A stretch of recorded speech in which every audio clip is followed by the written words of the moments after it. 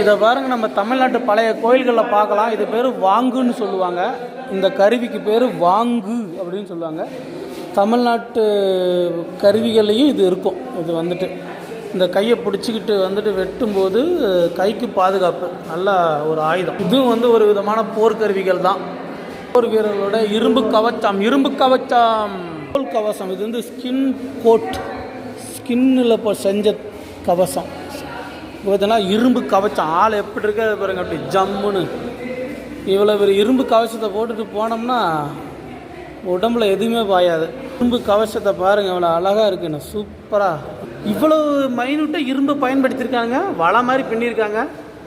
மெட்டல்காரங்க அவங்க தான். இப்போ சைனிக்காரங்களுக்கு வேலை இல்லைன்னா எப்படி பாருங்களேன், அங்கே ஜாத்தகமே எழுதியிருக்காங்க. சரி, ஆமாம், இன்னும் எழுதி இரும்பு தலை கவசம் எல்லாம்